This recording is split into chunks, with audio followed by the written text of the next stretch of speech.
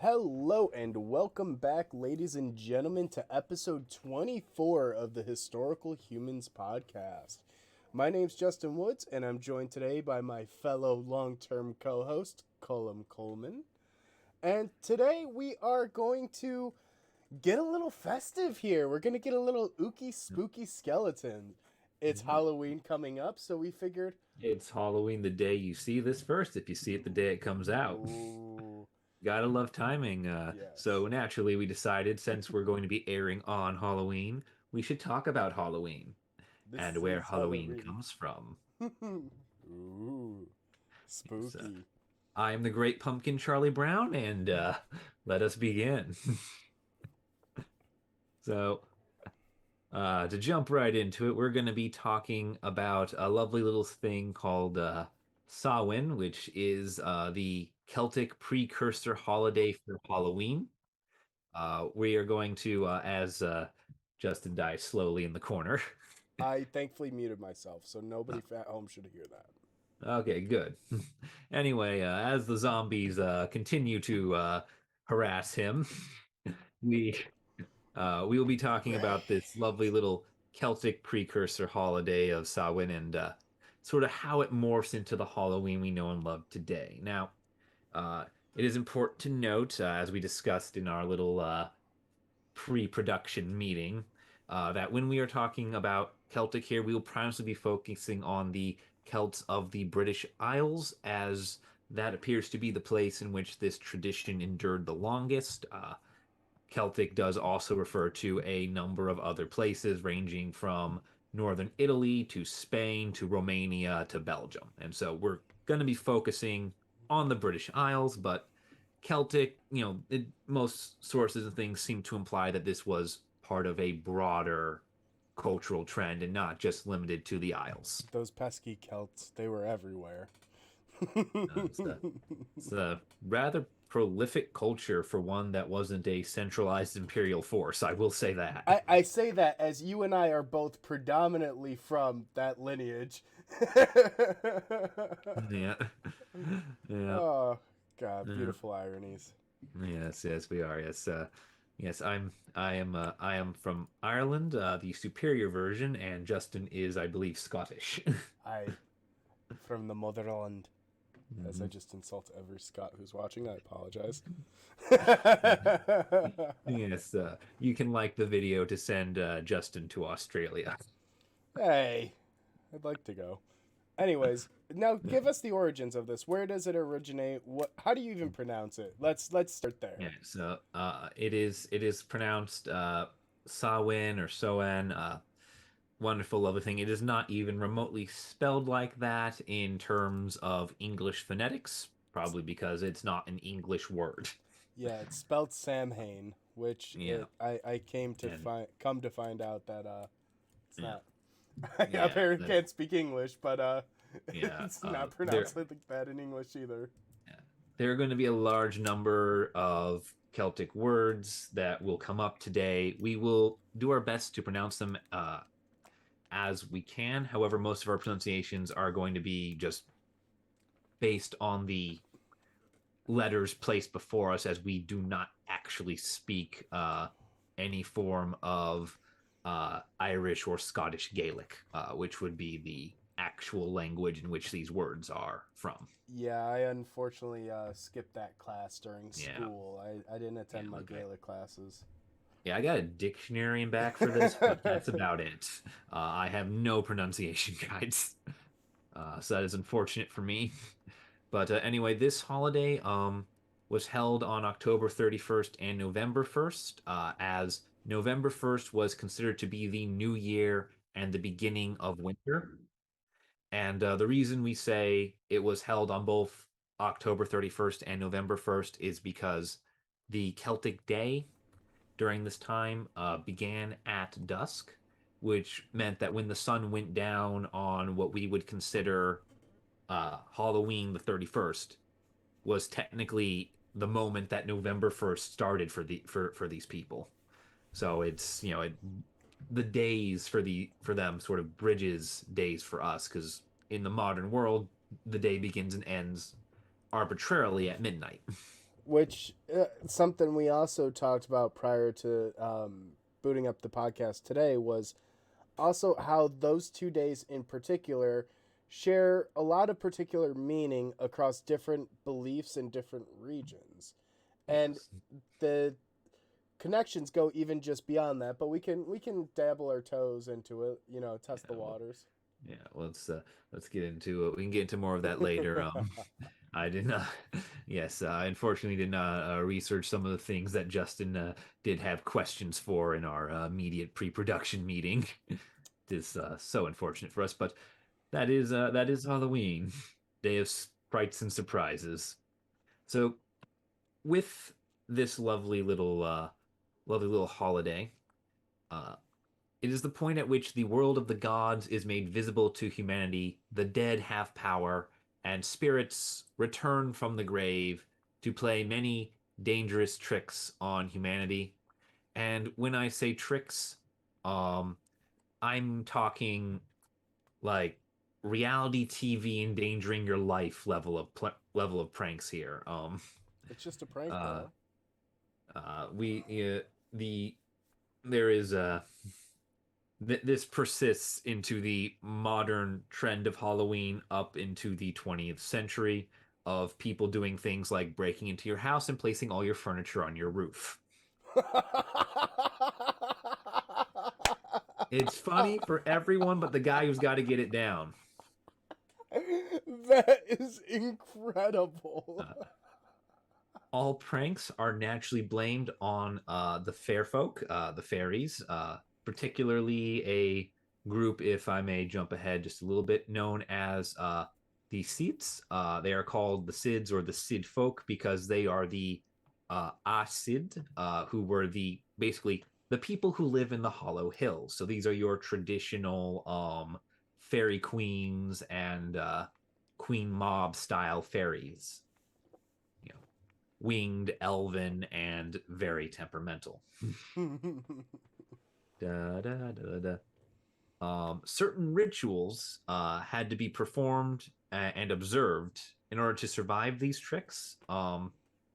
It appears that um, Samhain was a mandatory holiday in the sense that if you didn't show up to the ritual, you were basically asking for death or misfortune or both.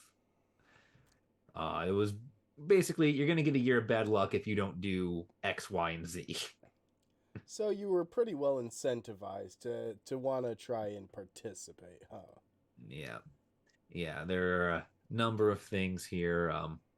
Most notably, various small sacrifices would be left outside villages to appease the Sids, um, and there would be a lot of various rites and rituals involving all of your wonderful ancestors who have risen from the dead and come knocking on your door and expect full hospitality because not even death will keep the in-laws away. Is there something you want to talk about? There is nothing I wish to talk about.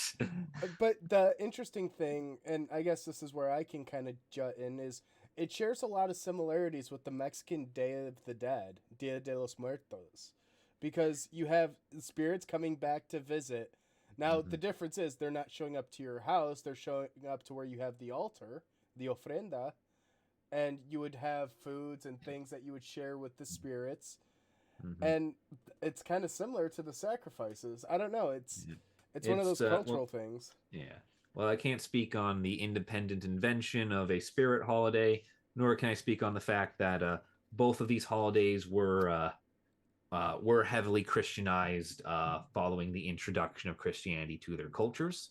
Yeah. Uh, However, back on Samhain here, the tradition of dressing up in a costume for Samhain and Halloween goes all the way back to ancient times, as people would dress as horrifying monsters and run through the town in order to scare off the Sids and prevent them from abducting the spirits of your ancestors. So they're not afraid Because of let's be ghosts. honest, Grandpa can't run that fast, even if he is dead.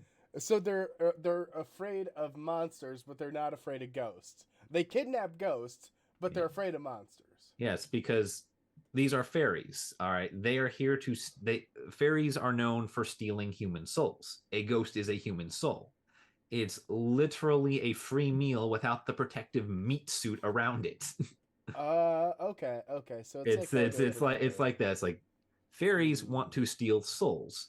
Therefore, if you can scare the fairies away from all these vulnerable souls, you are protecting the souls from the fairies. It's I wonder if they were like fairy hunters or fairy catchers. no, going out against the fairies is very dangerous. As we can see I in a know when little I was bit, in Ireland, there are a number of terrifying monsters associated specifically with this day of the year. I know when I was in Ireland, I went to a fairy tree and we tied a little piece of string in the tree. Yep. Many fairies can be quite benevolent or friendly or neutral. The ones that come on Samhain, not so. So, Ooh, yeah, vindictive. We love it. yeah, yeah. So, a little context for Samhain. It was meant to welcome the harvest, and it was held at the midpoint between the fall equinox and the winter solstice. And as such, it is one of the four Celtic fire festivals, and it was considered the most important of the four because it is the beginning of the year. It is the harvest coming in. This is basically when you are taking stock of everything you need to survive for the next 12 months.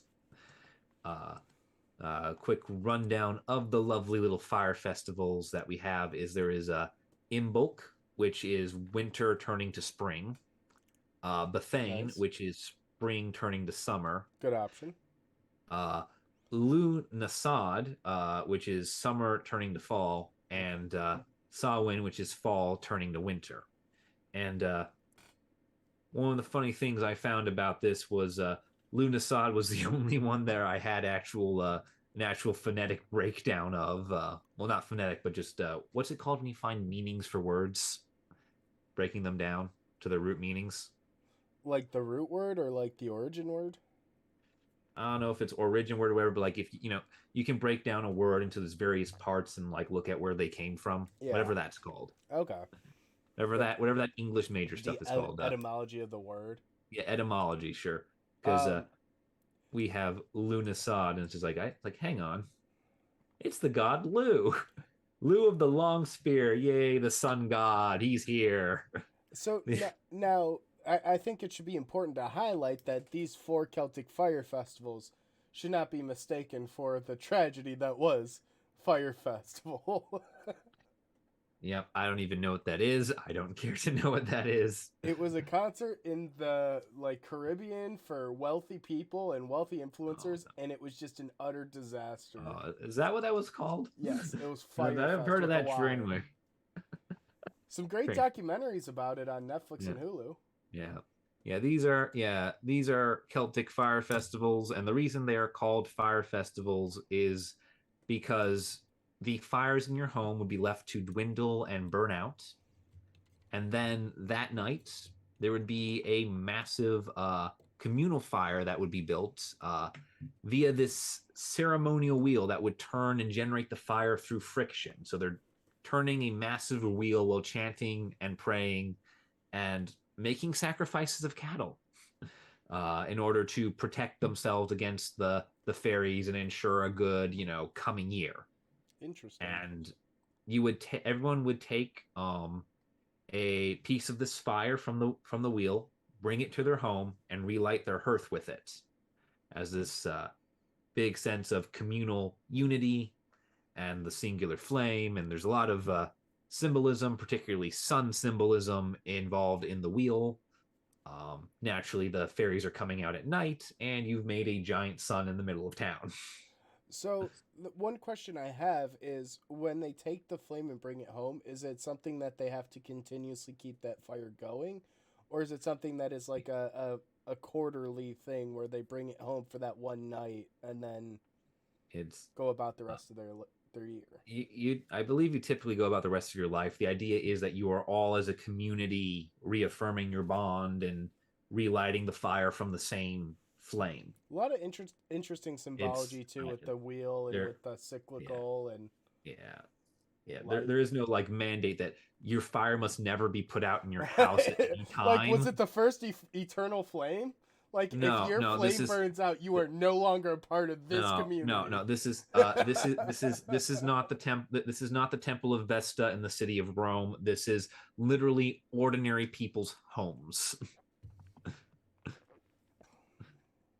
Oh, okay. This is not. It's just there to relight your hearse, and there's a lot of very interesting symbolism going on here, designed to keep everything going.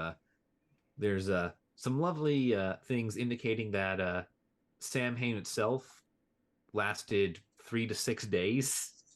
Oh, jeez. Early times, yes, most accounts seem to say 3, but some say 6. There appears to have been some variation depending on just how elaborate the festival was.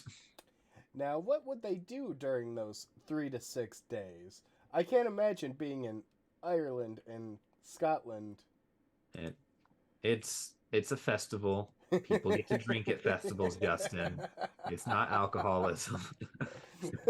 But yeah, 6 days of straight drinking, though, that might yeah. constitute it. And fun fact, civil order was kept during this week of drinking because committing any crime or wielding any weapon during the festival of Samhain carried the death sentence. There had to have been like some certain exceptions for like fist fights or something like that, to where it's not technically a weapon. Because if you have Committing a crime, if they judge that you brawling in the street is a crime, guess what's happening? Uh, this was also a time when anyone who had a court date would have a court date occur, and you would be judged, and justice would be meted out. So, yeah, oh man, it's it's a very judicial time.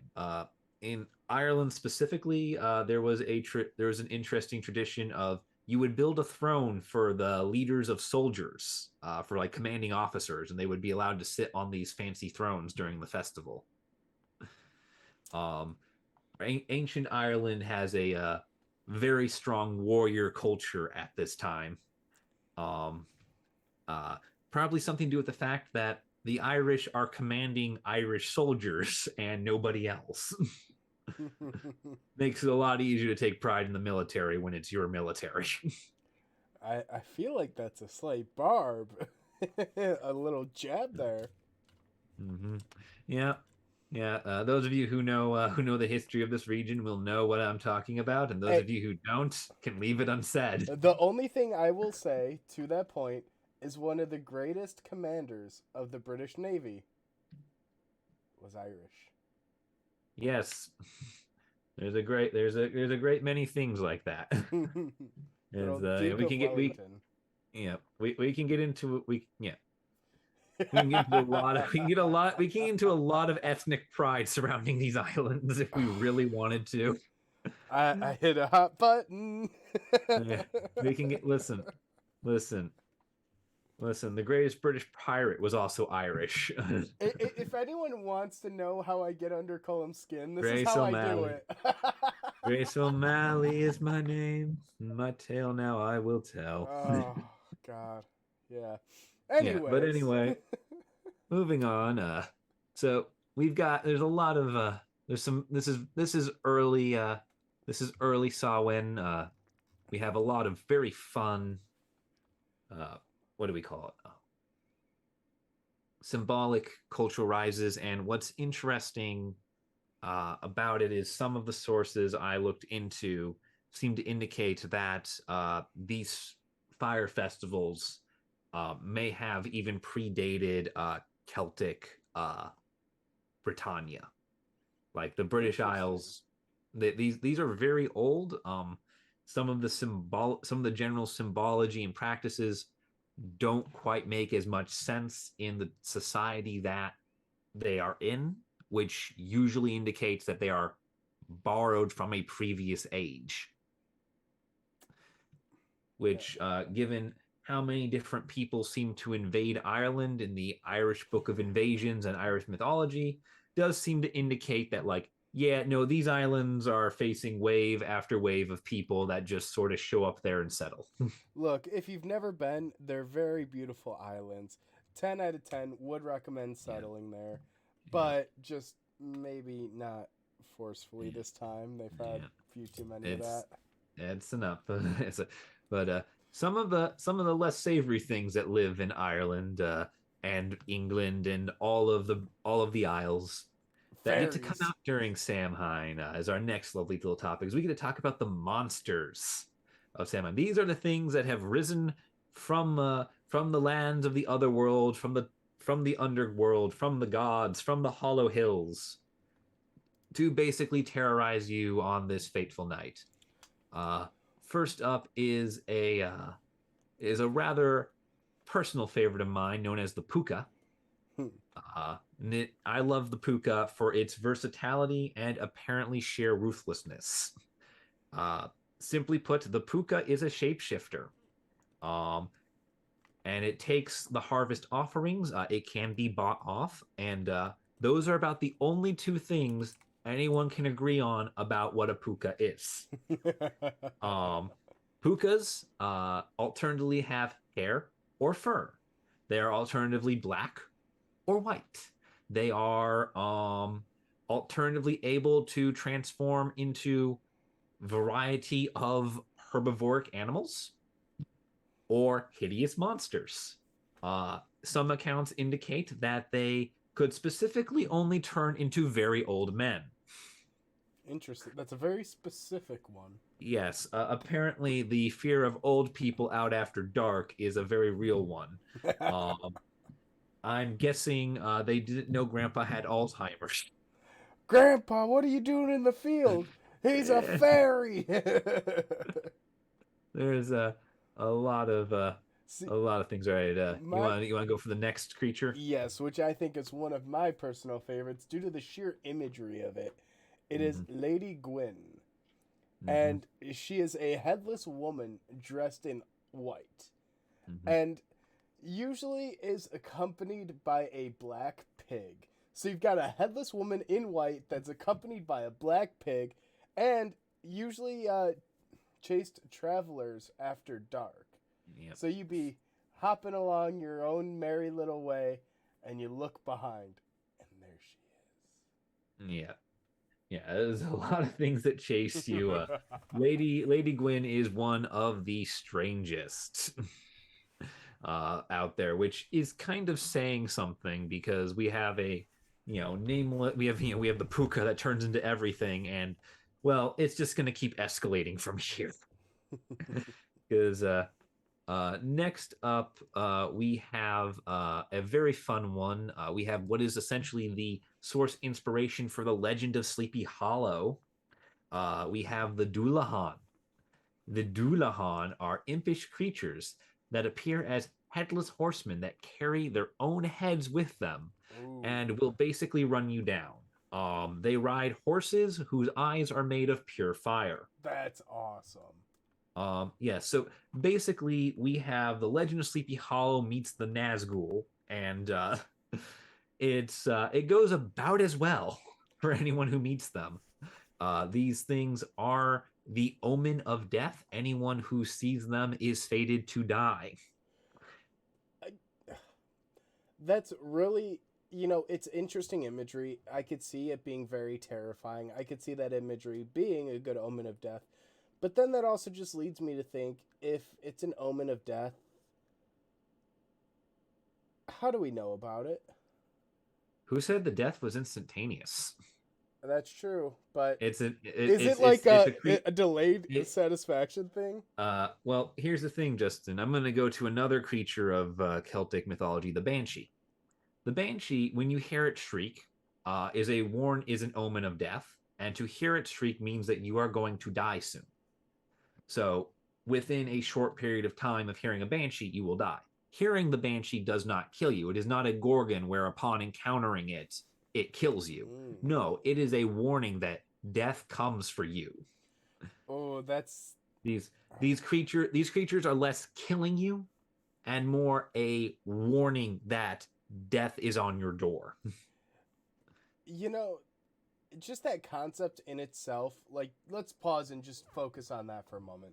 Yeah. Of knowing your own death is going to come, and there's nothing you can do to stop it. Well, not necessarily. Sometimes, some of these creatures, despite being terrifying monstrosities that you would never ever want to meet, Yes. Have great sometimes personalities. sometimes they would actually be a bit of a good thing to encounter, in the sense that they're warning you that death is coming, which means that if you can get to a druid or a priest or someone who knows how to deal with this in time, you might be able to forestall death and thus save yourself from your anointed fate. Mm. Um, it's a similar thing with magpies. They know how we shall be born and when we shall die. Mr. And thus Magpie, counting Mr. the birds would Magpie. let you. Yeah, if you could count magpies outside your window, you would be able to divine certain things, and that was enough of a warning if you saw it to go run to the whatever pass for spiritual leadership to then fight off whatever this omen of death was. You still don't want to see it because no one wants to be told, "Hey, man, you got a week to live." And No one you're likes it. and you're trusting in a spiritual leader that you hope knows how to solve it, and potentially Yeah, does or potentially does not. yeah, yeah. There are tales of of people who know how to fight these spirits, fighting them, and the spirits actually putting up a pretty damn good fight. Like they will win the first couple of times and almost get you. It's a real tenacity sort of thing. Oh wow. The most common is with changeling children, where basically the Cid, those fairies that live under the hill and want to steal souls, will sneak into your house, abduct your baby, and replace it with a doppelganger. And trying to trick the doppelganger into showing itself in order to trade back for the real baby is a whole game and a half. It's not particularly pleasant for the baby or anyone else living in the house. I but just truly wonder where some of these origins come from. yeah. But that brings us to our next group of monsters that are specifically tied to Samhain, and that is the fairy host. These are fae that break into your house and kidnap you, or They're, just steal you off the street. so what you're These are saying is they're climbing in your windows, snatching your people up. So y'all need to hide your kids, hide your wife, hide your husband. I don't quite know what you're referencing at this That is point like from that delivery. old school internet meme.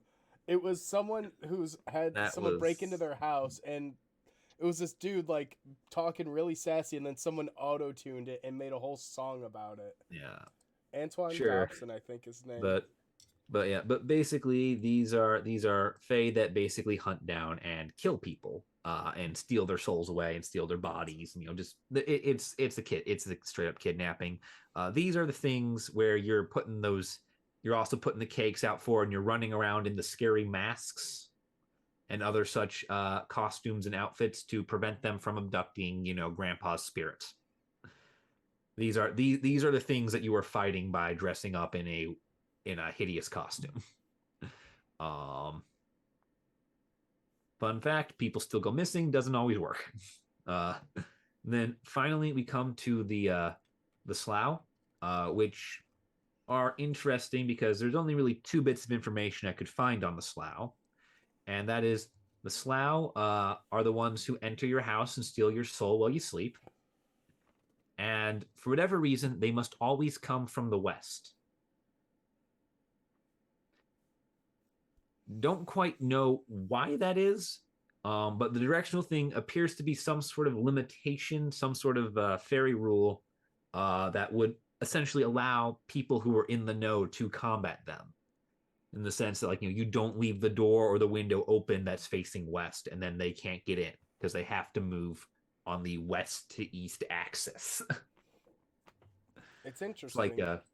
it's like a really it's like a really garbage version of the rook in chess. Usually the white devil comes from the east. Mm-hmm. Yeah, they are These are the Slough. Yeah, they're a fun one. One of the big things too with Samhain is there's a lot of mythology associated with this very important holiday. Namely, if you are anyone who's anyone in Celtic or even specifically Irish mythology, you were either born, coronated, or killed on Samhain. um, it's that important of a day that it just always just so happens to line up. Interesting. Yeah. Um, yeah, some of the most important myths are, in fact, what is probably the most important myth in the cycle of invasions of Ireland is the Second Battle of Mag Taraid, which is the final battle between the Tuatha De Danann, which are the traditional Celtic pantheon of gods, spirits, and fairies, and the Fomor or the Fomorians, which are hideous, oppressive monsters. The Fomorians are trolls, ogres, demons, things like that. This is the final. This is the second battle of Mag Tarid. Is the final battle between these forces of essentially kind of good and mostly evil. It's And the it is final countdown. it takes place on Samhain, and the Tuatha De Danann successfully overthrow the Fomor, which have conquered all of Ireland under their oppressive rule, and a new era of life and prosperity begins for the Tuatha. And then the what is essentially the actual Irish show up, and things take a turn. But this spiritual battle is the most important physical conflict in the mythology of Ireland, because it's basically when the devil failed to conquer the earth. And unlike most mythologies, the devil comes pretty damn close. Oh, well, they do say the devil's in the details. Yeah. Uh, another a couple other famous ones are there's the Adventures of Nera. Nera is a Celtic hero who enters the other world through the use of corpses and fairies. Basically, what happens is two men have been hung uh, on Samhain, and the king of Connacht makes a dare of all his mighty warriors, saying, take this bough, take this branch of a tree, and lay it at the feet of the men who have been hanged. Whoever does this shall receive a golden sword. And at first, no one does it. And then a couple people sort of muster up the courage, because it's a very valuable object that's being offered here. And each one makes it progressively farther before getting spooked by the spirits of the dark and running back. Until eventually, Nera agrees to do it. And Nera, being smarter than most everyone else in the entirety of the of mythology, doesn't just run out to try and run the bow there and back.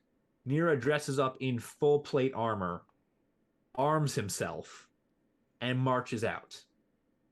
And as he gets to the dead basically taunt him, and they start ripping the armor off of him until he nails it to himself through his shoulder with an iron nail.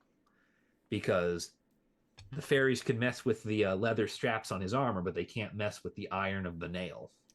That's a really intense solution to a Yeah. very minor problem. Yeah. Because he can't get to the spirits. They keep stripping on his armor, and they're going to kill him.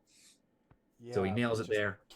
Then he nails the tree to the feet of one of the dead men. And this is where Nera gets stupid. Because there is a discussion with the dead while this is happening. And Nera, seeing as how their spirits are stuck inhabiting their broken bodies for the duration of this festival, takes pity on one of the dead men and agrees to help him get a drink. And this begins Nera's descent into the other world and all the fairies, as the dead man just keeps causing problems. on this whole quest to get a drink, among other things. They encounter a house that's built on a lake of fire. Yeah, No that's water fire. there. They encounter a house that's built on a lake of water, but the spirit won't drink of the water. He says it must be the water of a basin. So they then go to a third house which has water in the basin. The spirit drinks all the water, turns to the sleeping family, and spits it out as acid, murdering them. Ooh. This is going great for Nira. The spirit, then having successfully tricked Nira, gets Nira almost trapped in a hollow hill with a fairy king. Nira manages to talk his way out of it on account of the fact that I'm so brave, I've literally nailed armor to myself to fight you. And there is more adventures from there. Apparently, Nira is allowed to live in a cottage of an old woman that may or may not be a fairy, so long as he brings lumber to the king every day. Interesting. And there's a lot of shenanigans that go on. I believe Nira then conspires to steal the king of the fairies' crown in order to, actually get out of the hill. Wow. It's really it's really weird. But there's many things like that. There is a Finn McCool, um, which I personally do love because his name literally translates to Blondie. All right Because he there, would not. Blondie. He is a Tuatha child, so he's part human, part Tuatha. He is a giant, and he refuses to give anyone his name because he is at the beginning of his life being hunted, and thus becomes very famous as a hero under his nickname, which is Blondie for his long blonde hair. So he's Blondie McCool. Hey there, Blondie Uh, McCool. Yep, that is literally his name. He has two key myths on Samhain. The first is battle with Alen, which is an underworld dwelling monster which would rise up from the underworld every Samhain and breathe fire and burn down the Hall of Tara every Samhain. And the Hall of Tara that's the seat of the King of all Ireland. I've That's the been High there. King of Ireland. It is located in Ulster. Ulster was the strongest of the four Irish kingdoms, and their hall in Tara is technically the High King of Ireland, though in practice, most of the provinces most just paid lip service to it. Which is fine. But It's this is Ireland. have you ever gotten the chance to go there? I don't know if we've talked about it. Have you been to I've Ireland? I've been to Dublin. I've seen the original hill fort that Dublin has grown out of. I have not gotten to see the rest of Ireland. I got the chance to go to Newgrange and the Hill of Tara Mhm. as a part of one excursion. Yeah, Mhm. bougie traveling. Tell me about it. But Yeah. it's kind of cool, and that's actually the location that I saw the fairy tree at was at the Hill of Tara. It was an Yeah, ash that tree out in the middle of a field. that might be the portal for Alen to come up and burn burn those. So congratulations, there is a fire deep breathing demon man that lives under the tree. Well, it's a good thing I tied a piece of string around the tree then. Yeah, it's a good thing there. Yeah. Ooh, okay. Yeah. Yeah. Fionn defeats Alen in battle, and all is well, and Tara is saved. And then there is another myth, which is called the Land Beneath the Wave, which is a myth that takes place on Samhain, and it depicts Fionn's celebration of the holiday and how this holiday is actually celebrated insofar as it is recorded in a book of mythology that has been retranscribed and retranslated across hundreds of generations. But it's very interesting that they took the time to depict the hero celebrating the holiday. That's how important this day was. That there's a whole myth dedicated to a famous person celebrating it. Which you don't see that too often. Yeah, there's a lot of fun things in there, and yeah, congratulations, Justin. You stood next to a tree that spawns a fire-breathing demon and lived. Surprisingly, that was not the most evil thing on that hillside that day. Don't start. No, yeah, it was kind of cool, and they actually have a stone there that the old High Kings of Ireland. Yep. The myth, I guess, was you wrap your arms around it, and if you could grasp the stone in your arms, you could be clean. You'll be declared king. Yep. Yeah, that is true. There's an old myth.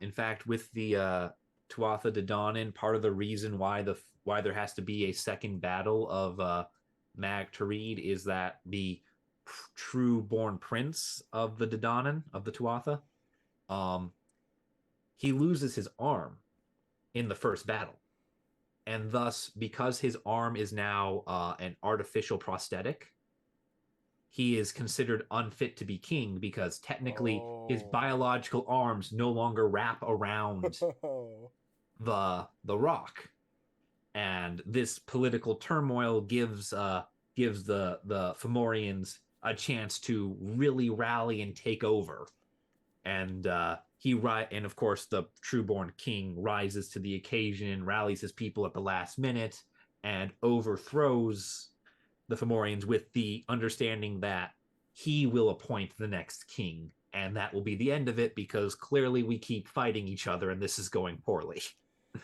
Yeah, I wouldn't understand why the Irish would keep fighting amongst themselves over political turmoil.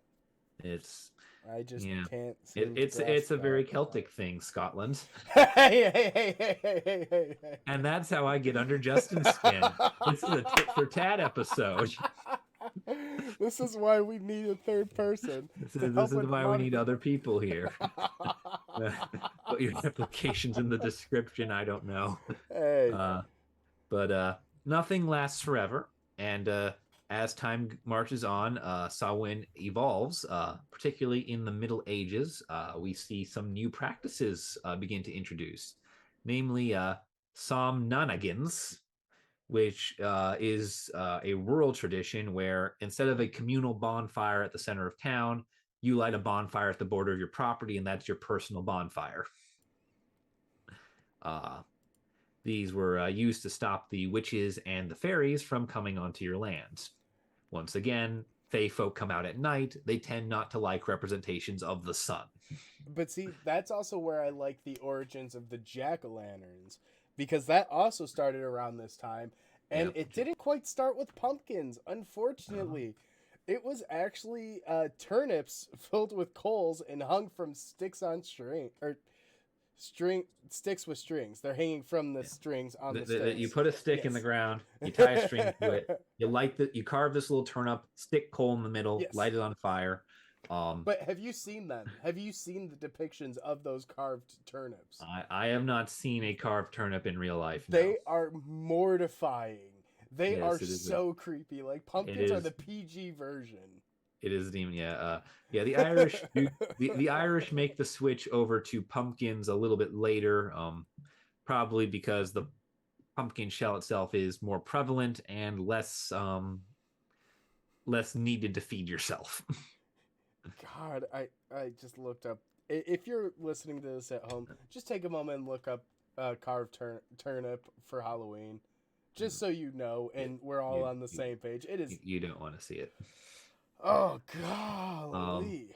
but that's not the most terrifying tradition of the Middle Ages because that prize actually goes to the Welsh. Are we surprised they're the Welsh? No, well, well, here's the thing: the Welsh had a tradition of lighting wood on fire and chucking it at one another. Because nothing says celebration like third-degree burns. Hey, I can't speak because when I was a kid, we used to shoot Roman candles at each other. Yes, my father did that too. The Welsh also set off early versions of fireworks. So practical safety 0, Wales 2. As this this was a very dangerous holiday in Wales. I don't quite know what else to describe this with other than please don't start this tradition again.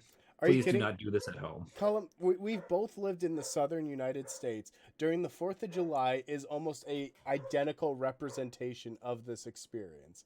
You And have once people. again, please do not do this at home. Yeah, I do no, not want people getting killed. we do not recommend doing this at home, but if you go to the south, there will be people shooting fireworks at each other, throwing burning things at each other. It is just something that happens, Yes, we unfortunately. do not. Yeah, it's not something we condone or really want to see happen, but yeah. And then Northern England, being the English, decided to go full on G rating here and just run through the streets with noisemakers. So Yeah, once but again, Wales, burning logs and explosives. Ireland, bonfires. Scotland, bonfires.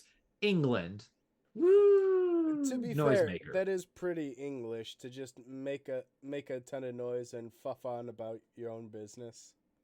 Yeah, but it's just all these epic versions, and then it's just a parade with noisemakers. It's like, okay, guys, I guess that technically works.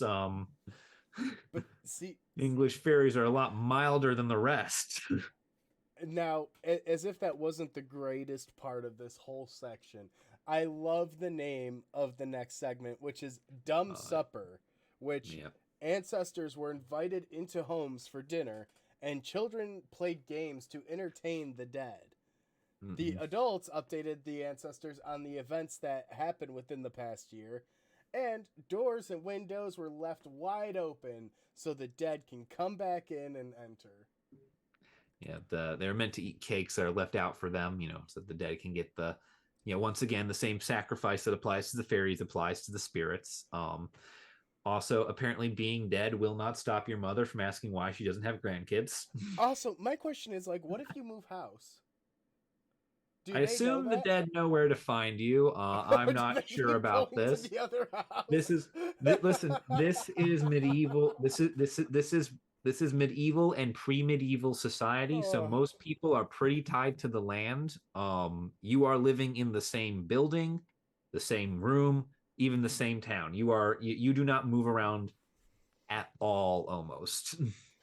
but yeah, you have to update This them about is what's happening. So, gotta answer those uncomfortable yeah questions. And yeah. There's yeah. what? So again, It, tying to Day of the Dead, but a movie that I think does a really great job of depicting this whole kind of experience is actually Coco. And I don't know if you've seen Coco, but I watched it as a part of my whole Disney movie binge. Yeah, I have not. I did not see Coco. I'm not really down with all the modern animation. I've moved on from the House of Mouse. From Auschwitz. Don't call it that. They're very sensitive. Sorry, I forgot the new terminology is duck cow.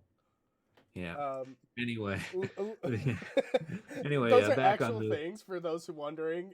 Look up horror stories of Disney employees. But Coco, the movie, the whole basis of the story is the kid is looking for his grandfather, and his grandfather has obviously passed away, and he interacts with a bunch of spirits that are returning home. And they return home, and they return to the ofrenda, to the altar, and they recommune with the family. And it's a whole place where family gathers and they come together and they celebrate the lives of their ancestors, but then they also like usher in a new period. yeah Sorry, yeah kind of, yeah it's but it's very yeah it's related. It's very in the same yeah vein. yeah sure yeah yeah. I cannot speak to a cultural experience I have not experienced myself. Therefore, yeah, I really don't have comments. Unfortunately, that's why this is a bit of lopsided. But yeah, That's all good. uh, yeah, this is a pre-Renaissance society, so people tend to live in the same house multi-generationally. So it's pretty easy to look up what address you need to go to. Where do they Uh, live again? Oh yeah, yeah, the uh, only house on this block. yeah. With that, we come to the next big change for Samhain, and that's Christianity. Oh, So unfortunate. Samhain actually has a very positive reaction to Christianity, as it's quickly reframed as a Christian celebration in terms of All Saints Day, Oh. celebrating in the 5th century. Pope Boniface the First. He moved the celebration to May 13th. Not a good idea. And reframed the celebration as, instead of celebrating simply ancestral spirits, and the coming of the year and all that stuff. It's instead celebrating all the saints and martyrs, everyone who died for the sake of holiness. This did absolutely nothing to stop actual Samhain from occurring. However, in the 9th century, the Pope Gregory IV returned the celebration to its original dates, and he declared November 1st All Saints' Day and November 2nd All Souls' Day, uh, which So, is effectively a unification of the Christianized version and the Celtic pagan version of the holidays.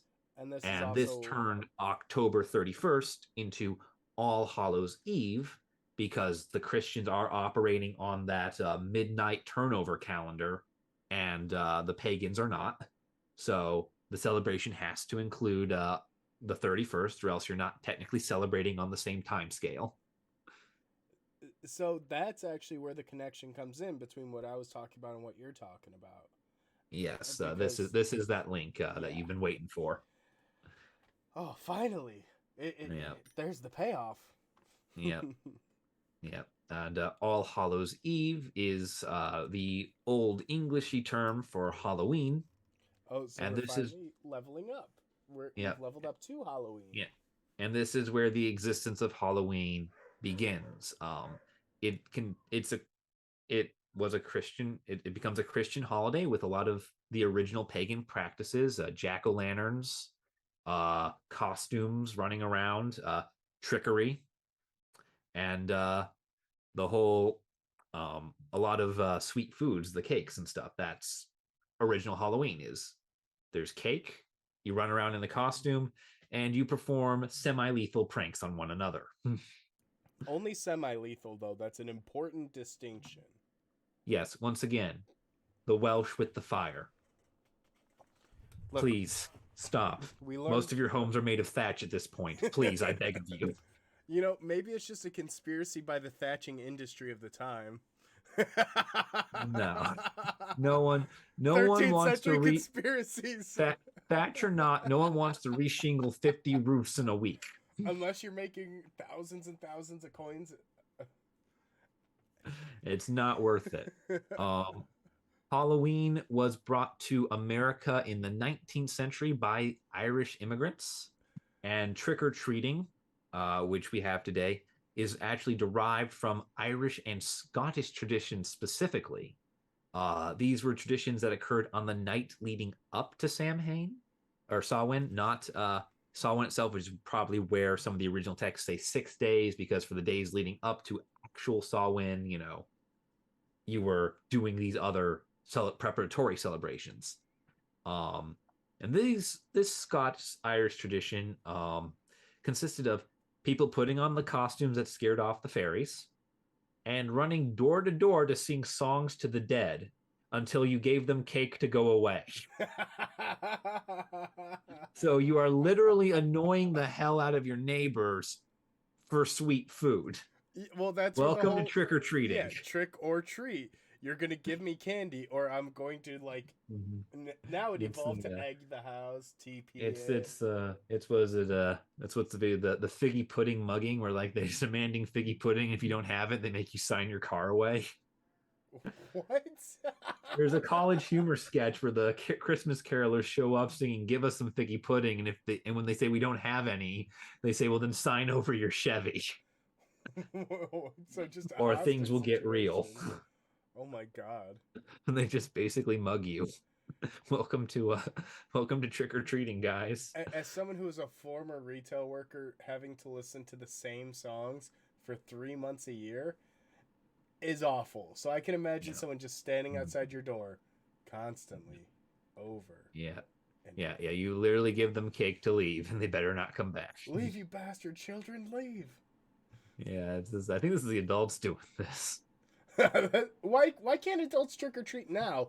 Like, as long as things are fun and healthy and like not out of control, like Mhm. shit, I want to go door to door to get some candy. Yeah. Yeah. Of course, there is the Halloween pranks, which carried on into the 20th century America. They don't really happen anymore, as that has been replaced by the much more childified American version of the holiday, where it's children in silly costumes getting little bars of candy by knocking on doors and saying a code word. Teenagers do still like TP and shaving Yeah, cream. I know that's still pretty yeah, pretty that's still a prevalent. thing, but like, Eggings. yeah, yeah, they're eggings, which technically fall under vandalism and you're not allowed to do, but like the days of breaking into your neighbor's house to rearrange the entire building are gone. All right, these once again, the days of semi-lethal basically criminal acts as so pranks are gone. so can I make a quick confession here while we're live? All right, what'd you do? So I did do something similar as a prank near Halloween when was still in my undergrad and living in the dorms.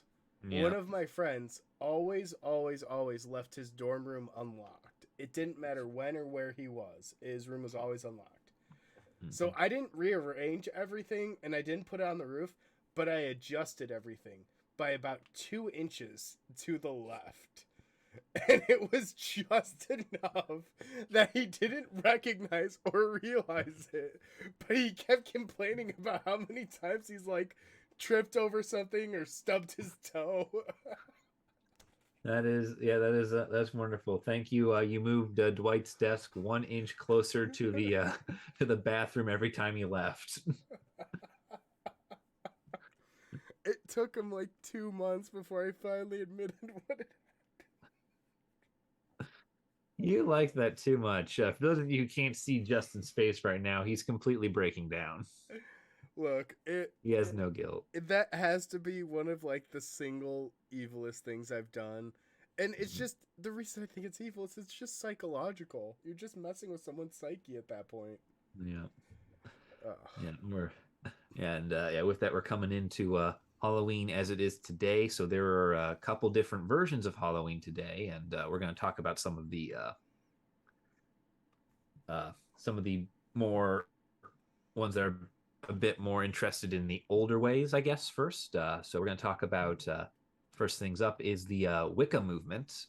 So the Wiccans they began in the 1980s, and their celebration of Halloween is very localized, very diverse. It very much depends on the individual in question, but their form incorporates both the modern concept of Halloween and various bits and pieces that they've taken from ancient Samhain and the Celtic festivals to sort of form their own unique thing. They do celebrate this as the end of the year in general, even though it's technically not the calendric New Year anymore. The primary function is to honor nature and the ancestors and commune with and celebrate the dead. My understanding of it is it's a much more somber version of Halloween uh, than what we have today in the mainstream American culture.